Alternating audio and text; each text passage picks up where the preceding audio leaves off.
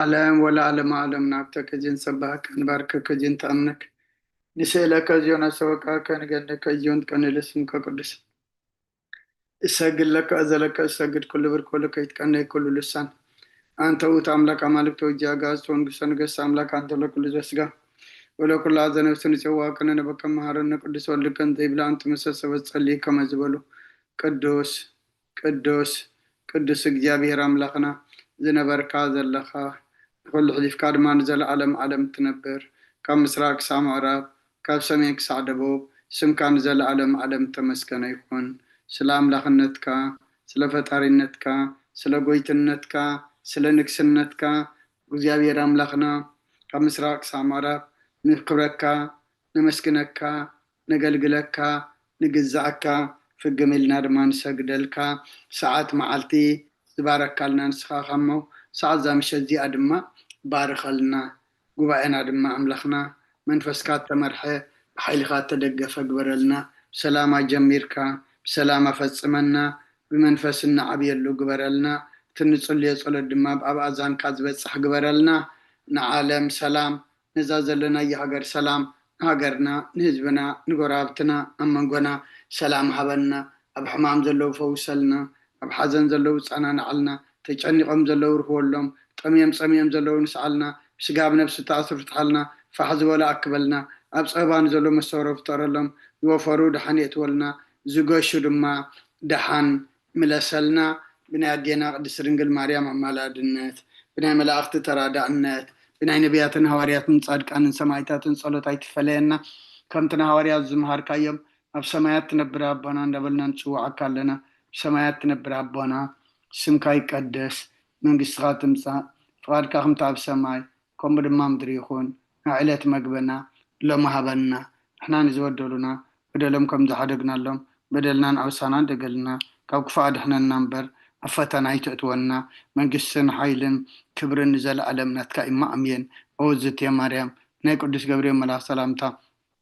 سلام لك له بحنا خدن قليخي بسقاخون دنقليخي عدي جابير تواعد قويتا سراوي سلام لك له نسخي كاب أنس برغتيخي فراكار سخون برخيو أو ملتا تسقا جابير مساقي أو في السيتي داسي والكي حتى يتنخسري لنا نفتو ودخي يسوس كرسوس منتانا محرات لمن لنا آمين يفتح ويسري زينا عملاكنا ودن يسكرسوس كانك كان سرهت يدم ساسي أبسا قولدو لبركساتي برهان أنتم أبي قناة وعيد قناة ألوان سايرقوس أنا ببسمكم كنفتانون صانع يرسين اسكلوان سمات زيو مهارن كورسوس مال عسر تخلته زيو مهارن كشوس زيو مهارن كشوس زيو مهارن كشوس زيو مهارن كشوس زيو مهارن كشوس زيو مهارن كشوس زيو مهارن كشوس زيو مهارن كشوس زيو مهارن كشوس زيو مهارن كشوس زيو مهارن كشوس زيو مهارن كشوس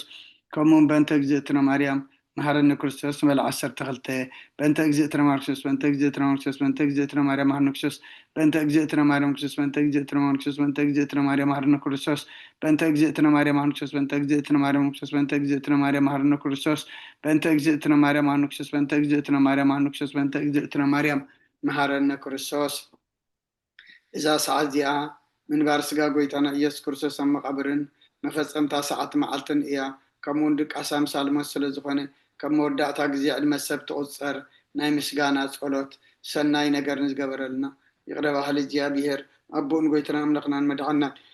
يسوع كرسوس نمسكن لنا سويرنا ردي إنني حليونا نقربنا تقبلنا أنت ما قبلنا نحن كسعدا سعد جاوينا بصحنا أيو اليوم بزعدس على الجيان بكل زمن وتنان بفصل سلام كحلونا كل نزح الجابير أملقنا لمن لنا وقيتنا الجابير كل التحزابون قيتنا أملقنا مدعنا يسوع كرسوس لعلو خلو قبرين من تخلو قبرين أو اشتخلو قبرين نمسكنك لنا سلسور كانان زردا خنان زحل خنان نبخاون سلز قرب كانان تقبل كانان سلز عب كانان زتنا خنان كسعدا سعد يعون سلز بصح خنان نمسكنك أو قويتا يقرب لنا أو مفكر سب سلز نمنك لنا كم محرت كون لنا نزا قدس على زيان كل زمن يوتنا ناخاب بنفرا بفصم سلامكم فصم هبنا كل غناتن كل مكران حبون قولن زخنه كل قبر سيطانن نخرخ في عصباتن من لعل صلان أقويتا كبيرح كاب كل حزب خاونا رحق كاب زريات أبزز لنا يبطعونا رحق زي تعمل زحشن عزلنا تمانا كربيتن كل حاجة صلان كالرقق سلطان ذهب كاننا تخاهم كاب كل خفادحنا بلا هنن برنا فتنا يتأتونا ሓደ ወድኻ ጎይታና ኣምላኽናን መድሓናን ኢየሱስ ክርስቶስ ምንቲ ፍቅሪ ሰብ ኢሉ ብዝገበሮ ምሕረትን ይቕረታን ንስኻ ማዕረ ምሕቡም ዝኾነ መንፈስ ቅዱስን ምስጋናን ጽንዓትን ብኡ ዘለካ ሎምን ኩሉ ሰዓን ንዘለዓለም ዓለም ኣሜን። ናይ ንስሓ መዝሙር 51 ወኣምላክ ከም ሳለኻ መሓረኒ ከምቲ ዓብዪ ርራይኻ ኣበሳይ ደምስስ ካብ ኣበሳይ ፀቢቅ ሓፀበኒ ካብ ሓጢኣተይ እውን ኣጽርየኒ ኣነ ኣበሳይ ይፈልጥ ኣለኹ እሞ ሓጢኣተይ ኩሉ ግዜ ብቅድመ እዩ ብዘረባኻ ጻድቕ ብፍርድኻ ንጽሆንካ ትርከብሲ ኣነ ንኣኻ ጥራይ በደልኩ ኣብ ቅድሜኻ እከይ ገበርኩ እንሆ ብኣበሳ ተወረድኩ ንይ ከዓ ብሓጢኣት ተነሰተኒ ንሆነ ሓቂ ኣብ ውሽጢኻ ትደልዮ ኣብ ሕቡብን ጥበብ መሃረኒ ምንቲ ክጸርብሲ ስምዕዛ ጥርየኒ ካብ በረድ ክጽዕዶ ጸበኒ ታን ዝቐጥቀጥቃናይ የንዓጽምቲ ሕጐሳት ባህታን ሓጐስን ኣስማዓኒ ገጽካ ኣብ ሓጢኣተይ ከውሎ ንብዘላ ኣበሳይ እውን ደምስሶ ወኣምላኽ ጽሩይ ልቢ ፍጠረለይ ጽኑዕ መንፈስካ ኣብ ውሽጢ ሓድስ ካብ ገጽካ ይደርብየኒ ቅዱስ መንፈስካ እውን ኣይተግድፈኒ ሓጐስ ምድሓንካ ምለሰለይ ብፍቓደኛ መንፈስ እውን ደግፈኒ መገድኻን መፍረስ ክምሮም እየ ሓጥኣን ናባኻ ክምለሱ እዮም ወኣምላኽ ኣምላኽ ምድሓነይ ካብ ዕዳድም ኣናግፈኒ ልሳነይ ጽድካ ዕልል ክትብለሉ እያ ጎይታዬ ኣፈይ ምስጋና ክነግር ስኸናፍረይ ክፈት መስዋዕቲ ባያብለካኒ ተዘይኮነስ መቕረብ ኩልካ ነረ መስዋዕቲ ምራራይ ትብጎኒ ኢኻ እሞ መስዋዕቲ ኣምላኽ ስውር መንፈስ እዩ ወኣምላኽ ንስውርን ቁጥቁጥ ልባይቱ ንኾን ኢኻ ንጽዮም ጸጋኻ ሰናይ ግበረላ መካትያት ኢየሩሳሌም ንደቕ ሽም መስዋዕት ጽድቂ ብዝሓሪ መስዋዕቲ ብምሉእ መስዋዕቲ ባሃክብለካ እዩ ሸውዓብ መሰዊእኻ ኣርሑ ከቕርብልካ እዮም ሃሌሉያ ጸሎት ግዜ ድቃስ ንክርስቶስ ንጉሰይን ኣምላኸይን ምስጋና ቀርበሉ ሓጢኣተይ ክሓድገለይ ከዓ እልምኖ ቃለ ሕይወት ይስማዓልና ቦና በመላከ ሰላም መዝሙር ዳዊት 130 ኣዴና ኤልሳቤጥ መዝሙር ዳዊት 131 ሓብተና መምህርቲ ምኒት መዝሙር ዳዊት 132 ሓውና ዶክተር ጽጋብ መዝሙር ዳዊት 133 ሓብተና ሙሉ መዝሙር ዳዊት 134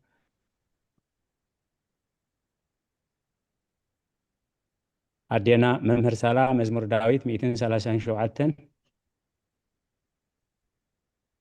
ኣዴና ብረይ መዝሙር ዳዊት 138 ሓብትና ፍረወይኒ መዝሙር ዳዊት 141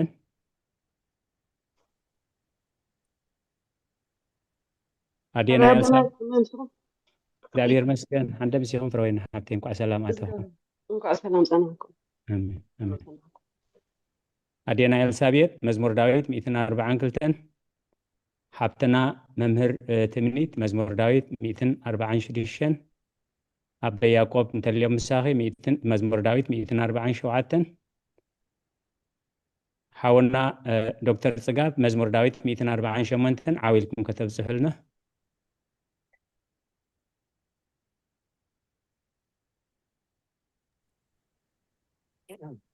ባላከ ያምሲኹም እግዚአብሔር ይመስገን ሃሌሉያ እግዚአብሔር ኣብ ሰማያት ኣመስግኖ ኣብ ኣርያም ኣመስግኖ ኩልኹም መላእኽቱ ኣመስግንዎ ብዘለኹም ሰራዊቱ ኣመስግንዎ ኣትን ፀሓይን ወርሕን ኣመስግኖ ኣቱም ብሩኻት ከዋኽብቲ ኣመስግንዎ ኣቱም ናይ ሰማያት ኣብ ልዕሊ ሰማያት ዘለኹም ማያትን ኣመስግንዎ ንሱ ኣዚዙ ተፈጥሮም እዮም እሞ ንስም እግዚአብሔር ኣመስግኖ ንዘለዓለም ዓለም ያቆሞም ይሓልፍ ሕጊ ከሃቦም ንእግዚአብሔር ካብ ምድሪ ኣመስግኖ ኣቱም ገበላት ባሕርን መዓሞቕን ኩልኹም ኣቱም ሓውን በረድን ኣሳሒታን ግመን ቃልኡ ተስልጥ ህበቡላን ኣቱም ኣኽራን ኮራቢትን ኩልኹም ፈረይቲ ኣእዋምን ጽሕድታትን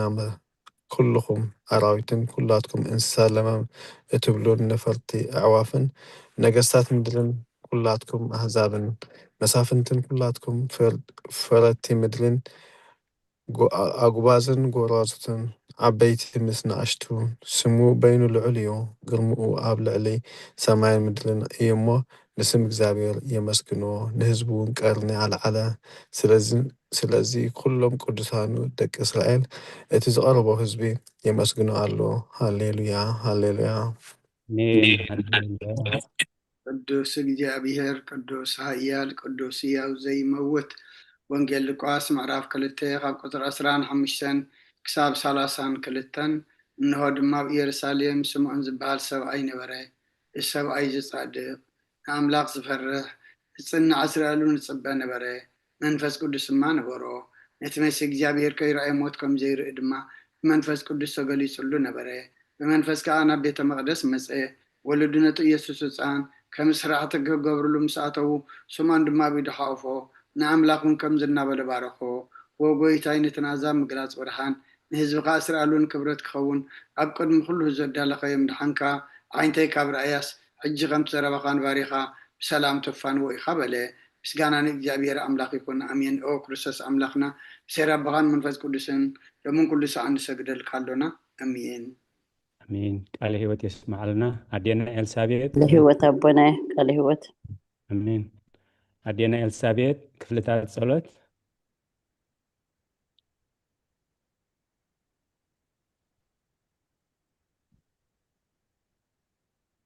አዴና ኤልሳቤጥ ሚቲኽን ዘለኽን ተንብባን እንተሊኽን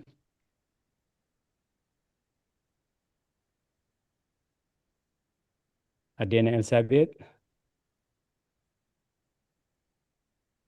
راي أدينا إلسابيت كسب زملسانا حبتنا ممهرت منيت كفلتات صلوت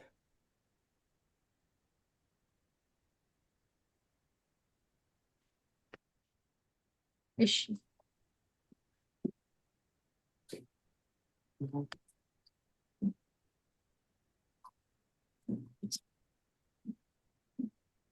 كفلتات صلوت إنه عبد المتقون فرادي أو تدالي له في عمق جاي حالة علمي نخننين بردن بقع سلازخنة ببزح حاجاتي إرعدن قد قطنا له جن كان نفسي جينا مريت نبريك بحاله استنسحي نياتو مريت هم مقابر عولد سونيو أبموت كأز ذكرو البون أبقى هنمون زي مسكوني البون مو قبل قاستهكي تنسيكي نعم مدهنكي بنسحا هو أملاخي محارننا نحن نناولكي تمحسني سوهات لآب وولد ومنفس قدوس قال هو تسمع لنا أدينا بري مو ألسب زي ودا شبنا ما وأسب زي ودا إذا عالم إذا خاء نزل عالم زنبر أنت زخون سي نفسي نتصر زخونة مخنيات محلو كنيرو جنك اتطيف زخونة تكبرات يتحمق اكين أب كلمتي حق أنيا مستغلاء أب عرات حاتيات تتطيحي أبتي شللتنا خد سقاخي كلخي انتا ايو اتتهبيو مسي وخرستس أملاخي بيت أزي زفرحن فردخا اسمبد نتيجة لألم فردخاون انبركخ بيت ملوكتاو نتبرق برهانكا انقدقد ألهو أنا حسم دنو ساب عراتي دك إساز ألهو أب هيوتيون زي قدس خونكو نايت تقبال كارز أبنت بموساد أفلبين نوغاحو وأملاخ أنا قبنني أيه أما يقرب للي إبل ألهو يزن وزلفن والعالم عالم أمين من أبنا قال هو يسمع لنا حونا يعقوب ونسهت دنجل non capivo cosa voleva dire. መጨረሻ መርዓው ድሮ ከዚህ ከበርና ሄደስ ምስተክቶ መምህርት ምኒት አባ ያዕቆብ አለ ወዲያ هو علو الله أبونا አራይ ኦንጽህት ድንግል ونصحت دنقل نباري أخي تقولت في صلال رديت كزرقي حينتي أفلناي كم معبل زقمات الكهو حسابات كابا يرحقيو نتحممت نفسي بخونت نتعزيو هالواتات أفي والو مو نابصلوت من رغحنا بقسيا مغنياتو نسخيق عليسن محرزة لمن علي تعدني خي أدى من هوات نقسين أملاخين قويتا يسوس كريستوس أسفاء أخي قال هو بسمع لنا بونو آمين حبتنا ملو وقويتا بزا سعزيها نعمه ما يوعيلكم كلهم እግዚአብሔር ይመስገን ወይታ ዛለይቲ እዚኣ ንዓሞ ብዘይ ሓጢኣት ክንሓድር ሓለወና ኦ ኣምላኽ ኣቦታትና ንስኻ ብሩኽ ኢኻ በረኸትካ ኣዝዩ ብዙሕ እዩ ቅዱስ ስምካ እውን ንዘላለም ክብሪ ዝመልኦ እዩ እሞ እዩ ኣሜን ኦ ጎይታ ከም ተባኻ ተወኪልናዮ ዘለና ምሕረትካ ከምኡ ትኹነልና ንዒንቲ ኩሉ ንዓኻ ይፅበያ ኣለዋ ንስኻ ከዓ ኣብ እዋኑ ምግቢ ትህቦም ኦ ኣምላኽናን መድሓኒናን وتصفى الله والسنات مدري سمعنا وقويتا نسخة كابز عالة سين زل عالم تدحنا نان تعقبنان آمين وقويتا بروخي خمو فردخا محرني وقويتا بروخي خمو حقنت كاردني وقويتا بروخي خمو خبر خابرها لي وقويتا محرد كان زل عالم ينبر وقويتا نعيد تقبر ياريتا وقويتا نعين تقبر إدكا خولدنا ولدوما أبي سلزخون كاي تنسقني وقويتا نعخا بدلي يمو محرن النفسي يادحنان نبالكو الله آمين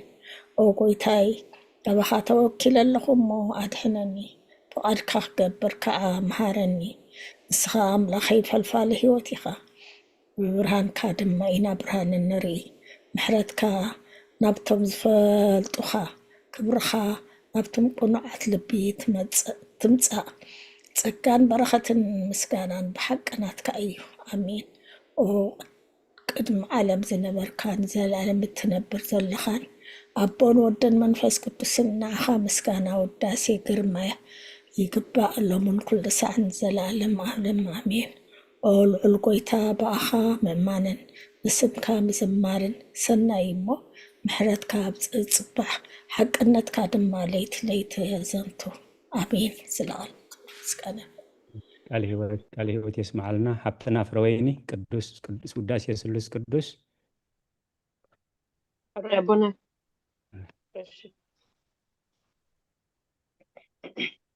قداس يسوع قدوس قدوس እግዚአብሔር ቅዱስ ኃያል ቅዱስ ሕያው ዘይመውት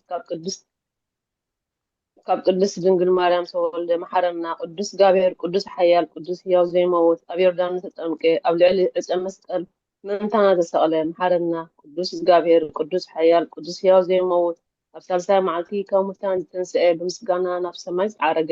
ኣብ የመን ኣቦ ተቐመጠ ኣብ ሔዋን ሞታን ክፈርድ ከም ብሓድሽ ክመጽእ እዩ ጎይታ መሐረና ምስጋና ንኣብ ንወልድ መንፈስ ቅዱስ ሎምን ኩሉ ሰዓን ዘለዓለም ዓለም አሜን። አሜን። ቃል ሕይወት የስማዓልና ኦ ስሉስ ቅዱስ መሐረና ኦ ስሉስ ቅዱስ መሐረና ኦ ስሉስ ቅዱስ መሐረና ኦ ጎይታ ኃጢአትና ሓደገልና ኦ ጎይታ በደልና ይጸብጽበልና ኦ ጎይታ አበሳና ይቅረበለልና ኦ ጎይታ ንሕማት ካብ ፀሓዮም ሞመንቲ ትቅዱስም ካልካ ፈውሶም ኦ ጎይታ ነቶም ዝመቱ መበታትና ነዴታትና ንሕወትና ንሓትናን ከዓ ነፍሶም ዓርፍ ኦ ካብ ሓጢአት ንዝኾንካ ጎይታ መሐረና ኦ ካብ ሓጢአት ንዝኾንካ ጎይታ ርድአና ልማነና ከዓ ተቐበለና ክብርን ምስጋናን ብፍጹም ማዕርግን ቅድስና ንዓኻ ይግባእ እሜን ኦ ጎይታ መሐረና ኦ ጎይታ መሐረና ኦ ጎይታ ባርኸና ኦ ጎይታ ብቕዓት ክበረና ብምስጋና ከምዚ ኢልና ክንጸልብ ሰማያት ትነብር ኣቦና ስምካ ይቀደስ መንግስትኻ ትምጻእ ፈቃድካ እንታ ኣብ ሰማይ ከምኡ ድማ ምድሪ ይኹን የዕለት መግብና ለማህበና ንሕናን ዝበደሉና በደሎም ከም ዝሓደግናሎም በደልና ንዕወሳና እንደገና ክፋድሕነና እምበረ ፈተና ይተእትወና መንግስትን ሓይልን ክብርን ንዘለዓለም ናትካ ኢማ እምየን ኦ ዝእቴ ማርያም ብናይ ቅዱስ ገብርኤል መልኣክ ሰላምታ ሰላም ለክለኹ ብሕልና ከደንገሊኸ ብስጋኹን ደንገሊኺ ኣደ እግዚአብሔር ጥባት ጎይታ ሰራዊት ሰላም ለክለኹ ንስኸ ካብ ኣንስቲ ብርኽቲ ኢኺ ፍረ ከርስኹም ብርኺ ኦ ምልዕተ ጸጋ እግዚአብሔር ምሳኺ እዩ ኦ ፍስሕቲ ደስ ይበልኪ ሓጢአትና ሰሪየልና ናብ ፍቲ ወድኺ ኢየሱስ ክርስቶስ ምእንታና ምሕረት ለምንልና አሜን አሜን። ቃል ሕይወት የስማዓልና አዴና መምህር ሳራ ምስጋና ንቅድስት ድንግል ማርያም ሸኩን ኦ ቅድስት መልእክተ ጸጋ ኩሉ ጊዜ ድንግል ዝኾንኪ ወላዲት አምላኽ አደ ክርስቶስ ሰላም ንብለኪ ምንታ ኃጢአትና ካሃድግልና ናብ ፍቁር ወድኺ ጸሎትና አረግልና ኢየሱስ ክርስቶስ አምላኽና ዝወለድክልና ቅድስት ድንግል ሰላም ንብለኪ ንኃጢአት ነፍስና ሃዲጉ ከምህረና ናብ ጎይታ ለምንልና ኦ ቅድስት ድንግል ማርያም ወላዲት አምላኽ ንዘሪ ሰብ እምንቲ አማላዲት ናብ ወድኺ ኢየሱስ ክርስቶስ ብህድገት ኃጢአት ክጽቆና ለምንልና ኦ ናይ ሓቂ ንግስቲ ድንግል ሰላም ንብለኪ ኦ ንኣማኑኤል አምላኽና ዝወለድክልና ኩርዓት ዘርእና ሰላምታ ንቅርበልኪ ኦ ድንግል ብጎይታና ኢየሱስ ክርስቶስ ዝተኣመነት አማላዲት ኃጢአትና ምንቲ ካሃድገልና ተዘከርና አሜን አሜን። ቃል ሕይወት የስማዓልና ሓውና ዲያቆን ሳሙኤል መእተዊ ጸሎተ ሃይማኖት